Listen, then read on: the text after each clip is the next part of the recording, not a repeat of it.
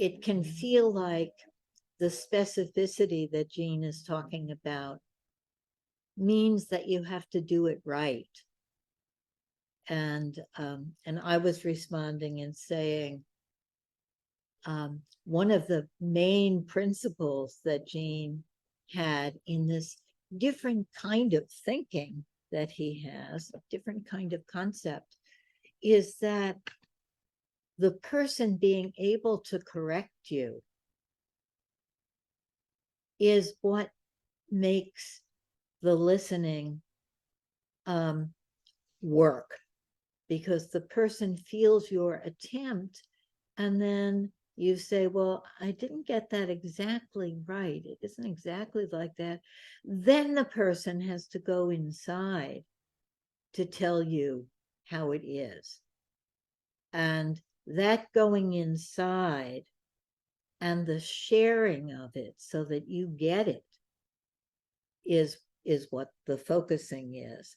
And then there's a sigh. Ah, you got it. And that was another thing that I loved about this video, is that Jean talks about these very simple things, looking for that sigh. Ah, you got it. And sometimes that takes a long time. It doesn't happen right away. And sometimes it can happen right away. Yes, that's it. That sounds like a wonderful course, talking about all of the obstacles, because Jean does sort of make it sound simple in a way, saying first you teach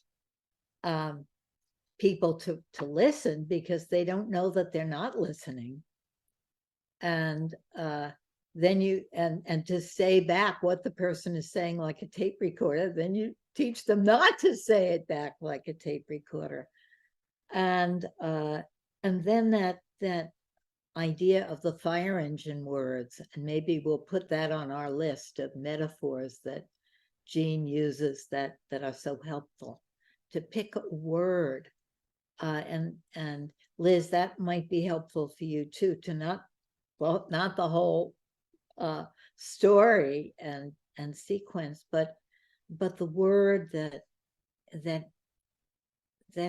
calls out to be understood. And then this idea of taking a breath before you respond to the person, and taking the person in. And then the stage of staying there. And that was beautiful, the way that he described the whole guidance of focusing that is so complex in this little phrase, staying there. We'll put that on our list too. And where is the there? What does he mean, staying there? It's the same there that as a young, even younger than he is in this video, student, he wanted to learn to go to the larger realm at the edge of thinking. That there, where we have nothing more to say, but it isn't done. There's a breath, a pause, and then we know what the next thing is. That's that edge, that we've come to the end of the thinking, but something else has to come. And this would be another phrase to write down on the list. That Jean says, it has to come. And that's another thing, Liz, that can help us, is that we say something that is evocative, not that is accurate. And then it will come from the client. So I might even say, there's a lot there. And I might give my feeling Wow, it was a lot. And that will bring the next thing for the client. And that's where he ends off in his stages. But they're wonderful little handles, I think. So I want to go back to what you noticed, what you had there. And the therapist asking, well, that wasn't quite right, was it? Or maybe asking, was that the right word? I might pick something that the fire engine word, is that the right word for that? Or I might find a word that for me has the felt sense of the whole thing. Oh, it's overwhelming. Is that the right word? You know, it's the asking into. And I want to make some distinctions here. We have three things, maybe. Jean was talking about teaching listening as a political act. And I love that we are now rediscovering the social political dimension of focusing and how important it is to be able to bring that to the public, to the world. And a few people in this group are in my community empowerment project, and we're trying to work on how to do that and how to teach that. That's one kind of listening. The other kind of listening is listening in a focusing partnership where people know focusing. And that may be a little different, maybe longer pauses. And the third is psychotherapy. And we as therapists, I do disagree with Jean. Jean says, it has to be better to give it to the public. And I do agree with that completely in one way. In another way, listening as part of psychotherapy has skills that a different dimension to it, that and a different kind of specificity to it that needs to be learned and understood. And that specificity and that kind of listening in therapy is listening from the point of view of really taking in that we're one interaction and that we are committed to being the interaction that's going to make the environment for growth. And that we have to find our part in the interaction when it's going wrong. And there's, a whole field there of understanding the specificity of being the interaction as a therapist that will be healing and growth producing. And I'm going to give you an example of that with a client of mine, but I want to just see if there are any other comments there about this video. Jean says in this video, I think, that it's empowering because the old way is that the therapist, the coach, the guide, the teacher is the one with the power and the authority, and the client is the one that is learning from the teacher. And that this kind of listening brings the power to the client, the student, right? That it's in the client, and that's why Liz doesn't have to worry so much if you don't remember everything, because it's happening in the client, and you're helping the client to do it. And then when you say, Natty, it's also empowering the therapist, the helper, the teacher. That's so important, because when we know that it's not about my healing the person, my growing the person, my challenging the person and getting them to see their blind spots, and getting them to move in therapy, that whole getting them to, when we know that that's not our job, that our job is to be evocative, to be receptive, to be curious, to be a good dance partner, to be a good ball player, to throw the ball back, to and that the ball or the dance is something deeper, more. It's not something in my control. It's something I'm playing with. That is very empowering to the therapist. So this listening process is empowering to the client, and empowering in a different way than being the authority to the therapist.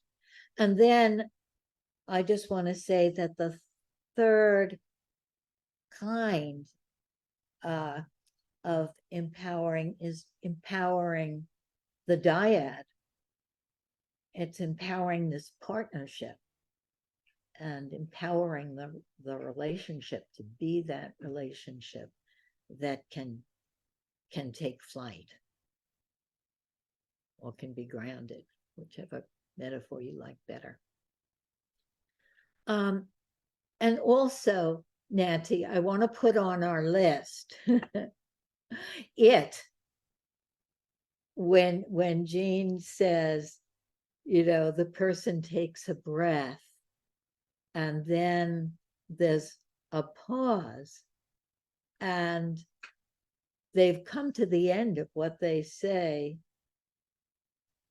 and stay there. The person may say, well, that's all I have to say. And the listener says, well, stay there a minute.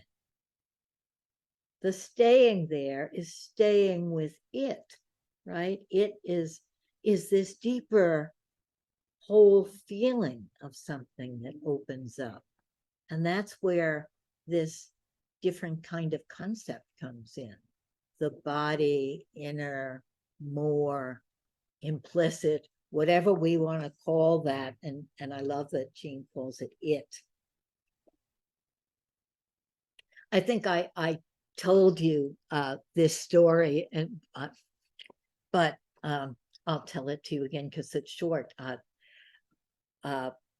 Man came to me for therapy because his wife was going to divorce him if he didn't learn to be in touch with his feelings more. And he really didn't want to be in therapy, and he really didn't like being bossed around by his wife. And he said, I don't believe in this. I don't care about this. I don't like this. And I said to him, you feel coerced or something. I don't remember what I said back. And he said, oh, yeah. And I said, it didn't like that. And he lit up and he said, no, it didn't. And there was something about it. He got it. And it made the continuing of therapy really possible. So therapy and listening may be sort of side by side in it being better. There may be many different reasons or ways that people want to leave the place. And maybe they're scared, maybe they're shy about celebrating something good, maybe they don't think it's worth it. Jean was talking about a particular one, which is that there's a natural stopping place. And then if you can have the person stay with that stopping place, something else opens up. Sort of like in the TV series, it ends one episode, and then if you don't turn off the TV, another one starts, and it may be it will be deeper after that. The TV series aren't always deeper. Sometimes they're really disappointing after, they were deep to begin with and hooked you in, and then they're not. But in therapy and in listening, it will be deeper. I find that guiding is complicated in that some people don't want you to tell them stay there. That could, for some people, feel like you're bossing them around or taking charge. But what I find is when I use my relational skills, I can say, I need to stay with that for a minute. I don't feel finished with that. And people are very often very receptive to that. And they understand that there must be something there, but I want to stay with it a little longer, and they'll stay with it with me. And then something else can come, and maybe there's something else will come from me. We're a partnership, so it may come in me. It has to come, but it may come in me, and I may say, yeah, I was struck by blah, blah, blah. But it will often come for the client. It could come for both of us. Okay, I'm going to give you my little case example, which is an example of the problems of listening, and it's an example of what can happen when you do listen. And it's also maybe an example of the difference between focusing and psychotherapy. I'm not sure. I'll give you the example first, and then we'll see. There's a concept that Jean has, and we will put this on our list, that I've talked about before, that it's not what we're saying. It's not the words that we're saying. So that could be reassuring to Liz. It's not saying all the right words. It's what we're doing. And it's what Jean says, it's the doing in the saying, what we're enacting, what we're generating a concrete experience. It isn't what we're saying. So this is an example of that. My client is a very dedicated teacher. She puts her all into her classes, and she was very upset in the session, and said that she had put so much work into her class and had given a lot of thought to what to include, and she included in the class the world situation of Israel and Palestine and how people felt about it. And she did it, she thought, in a skillful way. And then she got a call from one of the students in the class who said that he thought that was very inappropriate for her to bring that up. That wasn't what they were there to study, and why is she bringing that in? And that was a real downer. And my client handled it well, but found herself defensive and trying to teach him why it was appropriate, for her to bring that into the class. And she was so angry and upset, and she said, I don't know why he's been in this class a long time, why he was so critical and blaming me for being a downer. There are down things in the world. The world isn't all happy, and you don't take these classes to be happy. You take them to think, to learn. And she was going on, and I was wanting her to, in the phone call, to be curious about why the student was so upset. But I didn't interrupt to say that, although I wouldn't put it past me. That's the place where, BJ's things come in there of she wants to teach the student, how to receive what she has. And I want to teach her, oh, don't be so mad about the student being upset. Find out, the deeper reason why the student is upset. But I luckily shut my mouth and just asked. And I decided to go with her anger. And I said, which focusing oriented therapists don't often say, well, if he were here and you were just on the street, you're a street kid, what would you say to him? And gave her permission to vent. And so she said, you're so privileged, you live in this little tower, and you don't care about the world and what's wrong with you, and you're one of these ignorant people. And I put so much into this, and then you just dismiss everything that I put into it. When she said that, it was like this click. It's like, oh,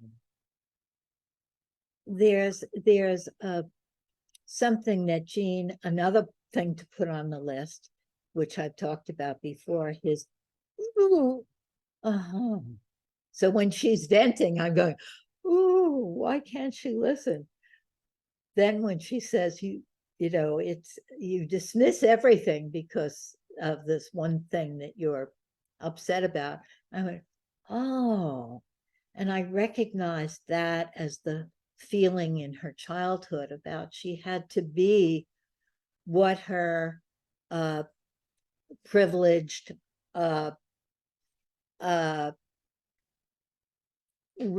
sort of rigidly thinking family wanted her to be, especially her father.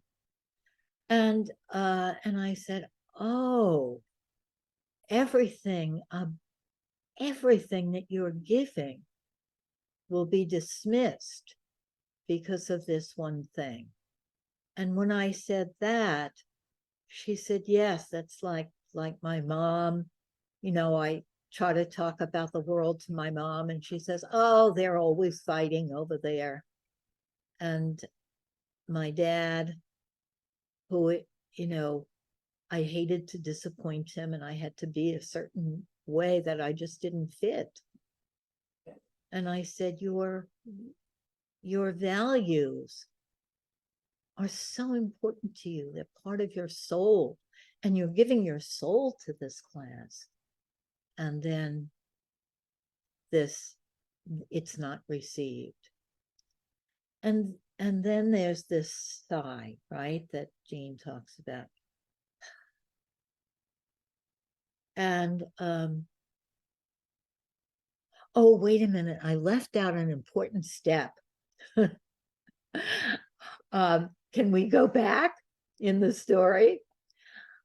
When she's venting and I'm and before she says the dismissed part, she says, this was the important part that I left out of the story. She says, and I know you don't agree with me. I know that you are going to give me a hard time, and you're going to argue with me, and you're going to say, you should be on its side. She knows that language. But what happens if you're not on its side? I'm not on its side. And then she went back, and it was when she said that, you want me to be on its side. And I said something about, and the fight was an important fight here. And the fight is also with me, that I'll dismiss everything because of this one thing, because I want you to be empathic. But I didn't flag that up then. I stayed with it rather than turning into a teacher and saying, when she said, well, how can you be on its side if you're not on its side? And then at the end of the session, when she was in connection with this feeling in her childhood of being dismissed, and she wanted to be able to fight with her father and say, my values are important and good, and who do you think you are? She said, thinking that you could tell me how to be. We ended the session, and I said, well, the question you asked, how can you be on its side when you're not on its side, is an important question, and we'll come back to that some other time when we're in that universe. That would be a different kind of question. And she was very happy with that idea of coming back to that. And the fight between us, the feeling of between us was this relaxed, exhaling place. And I thought that concept of it's not what we're saying, it's the doing in the saying, was so important there, because I was in danger of saying, no, this is how you do it. You don't do it like that. You do it like this. And that would have been exactly, I would have been saying one thing and doing exactly the opposite, doing what she was doing, where I managed to pull myself back from that place that's so tempting, where you want to educate the person. You want to say, no, it's not like that, it's like this. You'll feel so much better if you just have this perspective, right? If you just dismiss all the trauma and you approach it like this. And that is the difference, in a way, in being a therapist. And I'm holding that larger perspective of the person's life and where they are, and the doing in the saying. Right. I would have said, in effect, I would have said, all the heart and soul you put into this class, but it's not good enough because you weren't empathic to this student. I think that I invited her to just say everything just the way it felt to the guy with me. Not so much as a catharsis, that she would get it out of her system, but that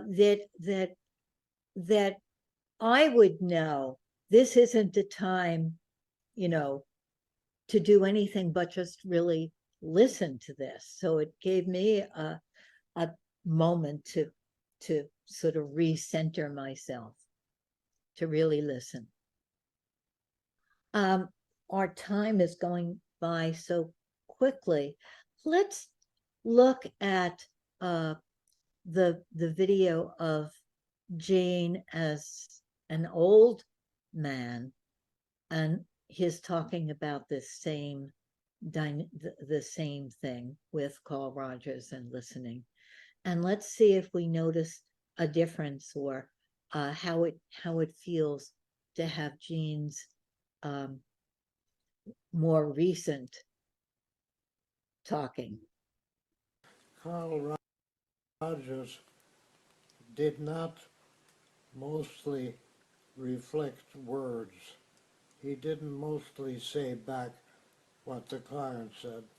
He mostly said what he, Carl Rogers, felt that she felt. And he called that empathy. And when he said his empathy, he went more deeply than I had. And I think it's important because in the years since Carl Rogers, there's been a lot of talk about saying back, as if the point is to say the words back. And I'm quite sure that that's not what he did. He stated his own feeling of what the client felt. And I just want to underline that what you were learning from the client's response to what you said, that it didn't, that Carl Rogers' response did something, carried it forward. Okay, yes, that's right. And these days, when I respond with my empathy, or with what I feel the client is meaning, I always invite the client to correct me. I say something like, what more would you say, or how would you put it differently, or what do you say to that? Is that right? I always say, is that right? And typically the client says more. They don't just say yes. They say, well, more like this, or more like that, or a little more like this, and they correct me. And in the process of correcting me, I feel that the therapy is successful, that she's saying things that are fresh, that are new, that are correcting what I said and more than I said. Does that make sense? Absolutely, because then they have to go inside to see what more. Yes, that's right. And to see what's more is not words. The person-centered group knows everything that I have to say, but I feel that person-centered group doesn't know that they know it. They don't, they don't have a language for implicit knowing, but they have implicit knowing, and they know implicitly what you very well just said, that when the client corrects my response, they go somewhere to get that. That's Yes, that's yes, so not, they know it implicitly, but they, you would like it to be even more. I would like them to know that they know it implicitly. I would like all of you to have a body, because the implicit is the body. it's not words and it's not concepts, it's bodily. That they, when they go inside to see more how it's like, they are in the body. It's Yeah. only from the body that it comes from. And so I feel usually successful when I invite her to correct me, and she does correct me. She says, more like this or more like that. Where does she get that? It has to be from the body. But I would like you all to feel that you know that already. Is that right? Yes, that's right. One of my students said that focusing is being able to know what you know that you didn't know that you knew. Yes, that's what I'm saying. This was in a big auditorium, and Jean wasn't well enough to come and accept the award, a lifetime award from the person-centered group. And so I was accepting it for him. That's why you heard me responding to him. So he was on the phone and interacting with the audience from his home. So what did that add to what he said as a young person, or how was it different, or how was it to hear it from him as an old person? And of course, that's the deeper, right? That the implicit knowing that Gene spent his life really exploring, the knowing what you think you don't know that you know. Another thing that we could put on our list is that Gene says there are two people, but one interaction. And it's that deep implicit connectedness from where, the next steps come. And you'll see when you watch the video for next time about I can't stand reflection, that with Sharon, that there's a whole dance around saying it back and the person receiving it, and what do you do when the person doesn't want you to reflect, and the improvisational aspect of deeply improvisational aspect of FOT. So I'm eager to have you watch that. There's so much. I think we've watched a few little clips of that video before, but if you pay close attention to it, there's so much in it, and we'll be talking about different aspects of that video than we have talked about before. What about the question that my client asked? How can you be on its side if you're not on its side? We certainly don't always want to be on the client's side, right? The client may want to do very destructive things, whatever. We don't want to be on the client's side always. But we want to be on its side. But what is it? It's the client's experience. It's also the felt sense, what the client is trying to get at. Also what Jean calls the client's client, and we'll put that down as one of the phrases. It's the inner struggle that the client is having with, it's the troubled part of themselves that they can't even understand or can't articulate. It's the inner self. It's the, what, just anybody say what, I mean, I know these things aren't very precise because it can be a lot of things, right? This it. Yeah, it's the something that is right there, that needs to move forward. If we say it has to come, what is the next step, the opening up?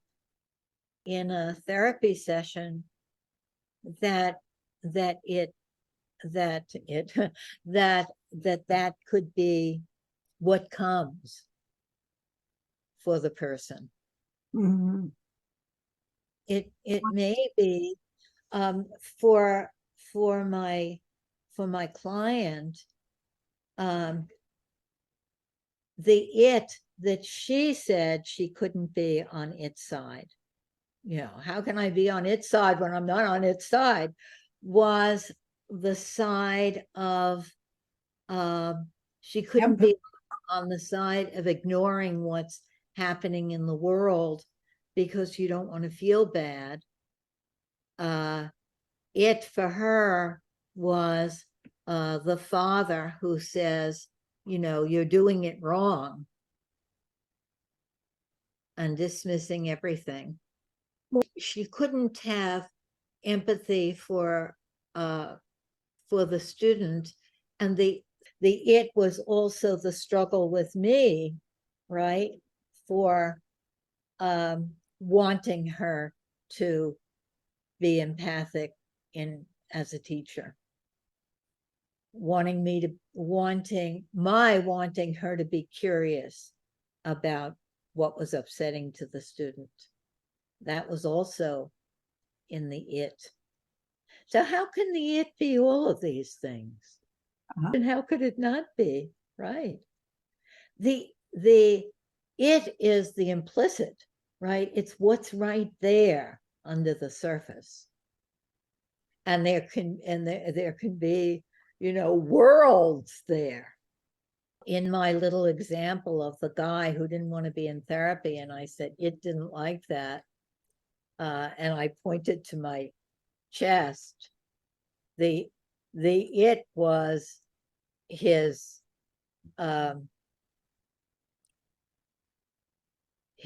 rebellion, and it felt heard. So it's the philosophical way of thinking about things is that the it is let me see how to say this. The it is the thing that's not a thing, right? Usually when we think of the it, or we think of any it, we think of a thing. You know, it's the struggle, it's the conflict, it's a thing. But in Gendlin's way of thinking, the it is something that's not thingified. It's what needs to come. It's all the mesh, the complexity that's right there in the experience. BJ said it was the experience. It's so complex. I wanted, the non-therapist part of me wanted to say, well, the it isn't, the it isn't the student wanting not to have his happiness disturbed. The it is what's so disturbing to you about that, or something. And luckily I was saved from saying anything